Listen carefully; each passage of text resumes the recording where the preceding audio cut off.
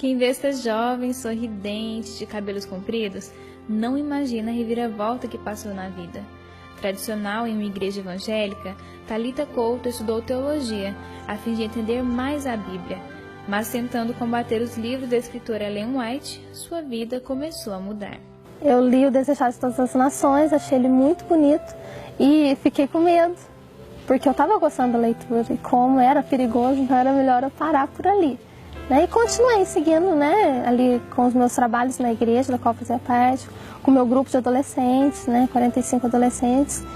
E Ellen White ainda ficava na minha mente, o que eu tinha lido e o que eu tinha aprendido ali dentro, o que eu tinha aprendido através do que eu estava lendo sobre a igreja adventista.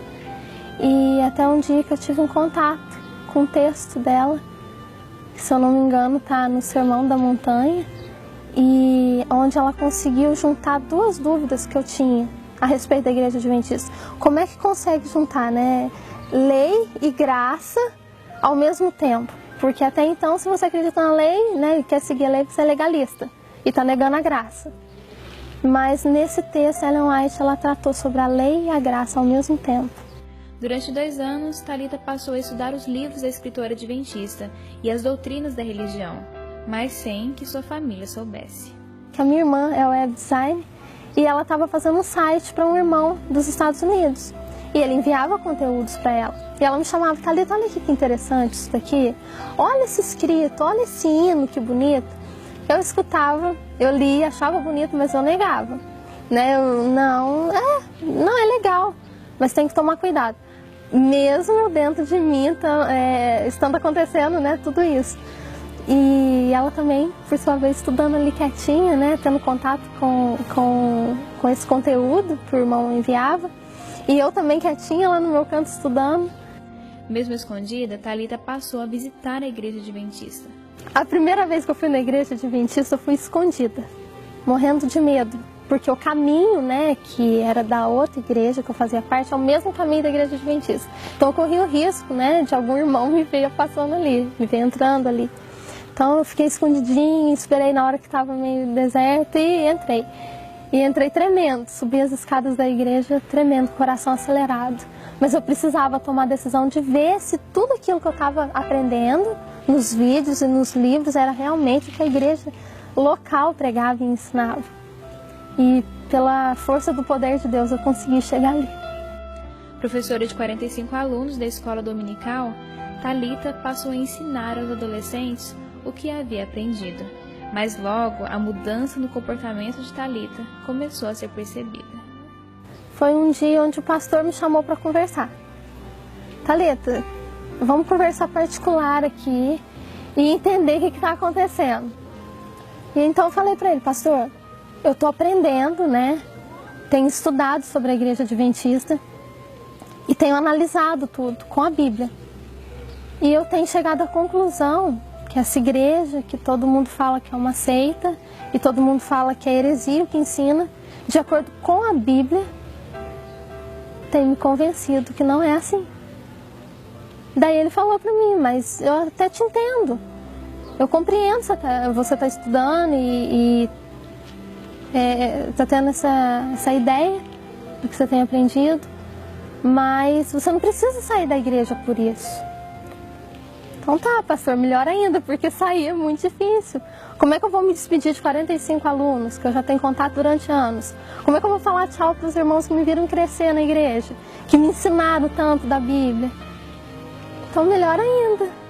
Mas eu posso então falar para os meus alunos que o sábado é o dia de guarda. Eu posso então falar para eles que quando uma pessoa morre, ela está dormindo. Eu posso ensinar isso para eles. Eu posso falar para eles que Ellen White não é uma falsa profetisa, que pelo contrário, os ensinos dela têm sim conteúdo para transformar a nossa vida e nos aproximar de Deus. E ele me disse que não. E até alterou a voz. E ali começou uma grande perseguição. Porque eu tive que sair da igreja sem me despedir de nenhum dos meus alunos. Eu não pude dar um abraço neles. E quando encontravam comigo na rua, eles mudavam até de passeio. Porque eles não podiam mais conversar comigo.